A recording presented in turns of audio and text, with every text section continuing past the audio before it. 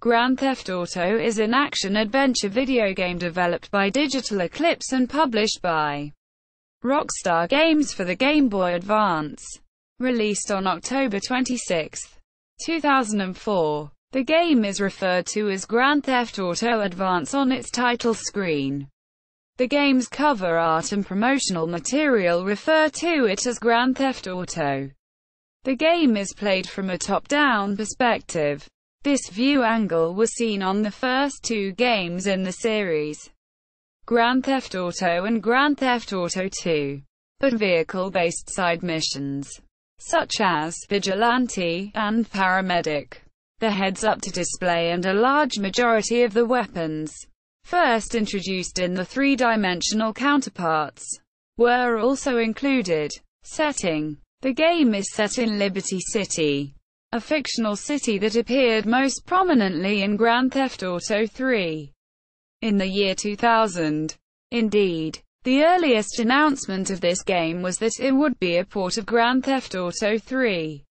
But at some point in development, it is unclear exactly when this occurred. The idea was rejected, probably due to technical limitations and the time needed to reconstruct the previous games' missions in the new two-dimensional environment. The game was actually released as a prequel to Grand Theft Auto 3, taking place 1 year prior to the events in Grand Theft Auto 3. As it takes place in Grand Theft Auto 3's Liberty City, familiar landmarks reappear and the overall street layout is the same. However, the locations of familiar secrets such as rampages, hidden packages and jump ramps have all been changed, so players familiar with the city's corners and alleyways in Grand Theft Auto 3 will have to explore them afresh in Grand Theft Auto. The city's 3 islands have been noticeably changed in its conversion and elements impossible to interpret to a top-view perspective, so there are no longer any sloped surfaces, and the tunnels and train system have been removed. Plot: Mike is a small-time criminal, working for the more connected Vinny. He was saved by Vinny when he was homeless. Though not too much information is revealed about this, Mike is reconsidering to leave Liberty City with Vinny and retire from the life of crime elsewhere, like San Fierro or Vice City. But Vinny decides that they should look for a few more jobs from their employers, the Mafia. Although it is not revealed which Mafia family it is, the game's place in the Grand Theft Auto timeline suggests it is either the Forellis, or more likely the Leones, before they leave Liberty, so they could gather more money to leave and settle up. But during the last one-time job, which will secure them the money, Vinny is suggestively killed in a car bomb, taking all of their money burned with him. Mike, who Vinny was like a second father to, swears revenge and death to the person that set up the car bomb. Seeking the answers, Mike's quest for revenge leads to a falling out with the Mafia. Mike first works for 8-Ball, who advises him to look into Johnny, a bartender who has criminal connections all over the city. Mike works for Johnny in hopes of uncovering the truth, despite being annoyed by Johnny's paranoia.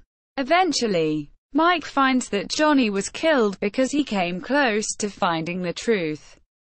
At the same time, Yardies are seen fleeing Johnny's bar and Mike chases them down to Staunton Island.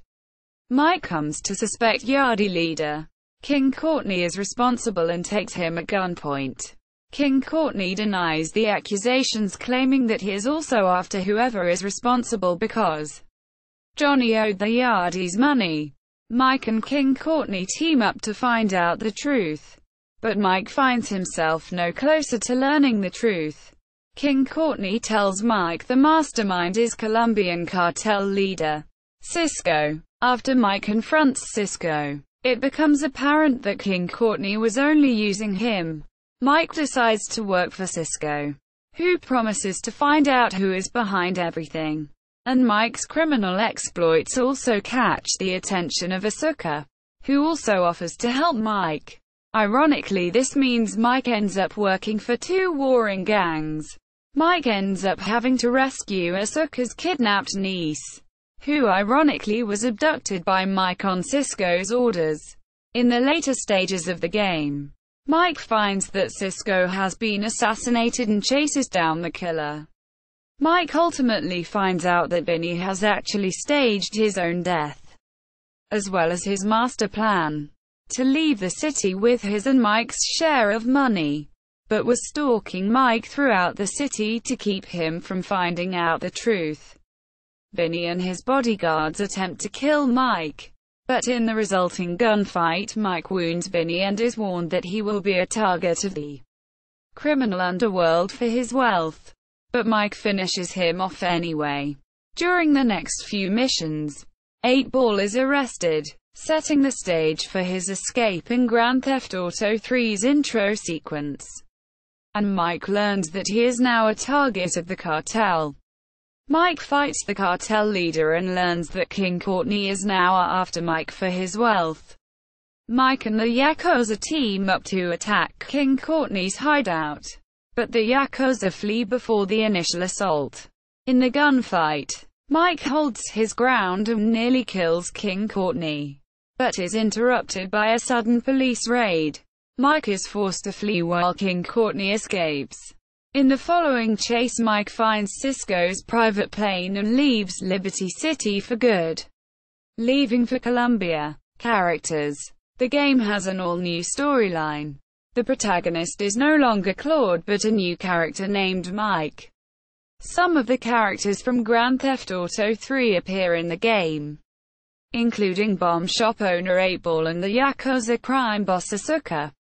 Although none of the Italian mafia characters from Grand Theft Auto 3 appear, and entirely new characters such as Vinny, Mike's friend and first employer, Cisco, the leader of the Colombian cartel, and Yuka, Asuka's niece, have been added to the mix. Several characters which were only referenced in Grand Theft Auto 3 are now met face-to-face, such as King Courtney, the RD boss. Technical details. The game had to be adapted to the Game Boy Advance's hardware limitations. As a result, it does not have animated cutscenes, nor does it have Grand Theft Auto 3's much-lauded pedestrian dialogue. All cutscenes are text-only with hand-drawn pictures of the characters' faces, with a thematic backdrop behind.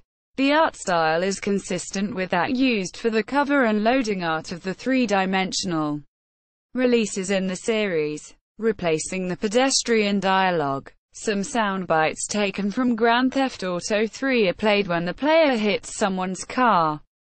Short police radio voiceovers will announce the player's location and vehicle type when the player commits a crime. The game does not feature radio channels, like the Game Boy Color ports of Grand Theft Auto and Grand Theft Auto 2. Each car has one fixed tune that is constantly repeated and cannot be changed. These include parts of some familiar Grand Theft Auto, Grand Theft Auto 2 and Grand Theft Auto 3 tunes, in instrumental versions. Despite this, radio stations from Grand Theft Auto 3 still appear on billboards around Liberty City. Reception. Grand Theft Auto Advance received mixed reviews from critics. On the review aggregator Gamer Rankings, the game received an average score of 70% based on 41 reviews. On Metacritic, the game received an average score of 68 out of 100, based on 33 reviews. The graphics of the game received mixed to positive commentary from critics, who likened it to other Game Boy Advance games. Craig Harris of IGN said that the game does a good job of looking like the old GTA games. Loki of Game Chronicles said that the game uses plenty of tricks to give it a 3D feel, and that there's a real sense of depth and perspective as you gaze down upon Liberty City. Conversely, one UP staff said that the game has flat visuals that are a poor leap compared to previous games. in the Grand Theft Auto series. The game's music received mixed reactions. IGN's Craig Harris said that the songs on the radio stations in the vehicles are pretty repetitive and aren't so great. 1UP.com's Scott Sharkey stated that the music is pretty bad, and named the radio tracks very short and repetitive. Jeff Gersman of GameSpot commented on the camera movements whilst driving, and that it doesn't zoom out far enough to give you a good view of the road. Quote, official site.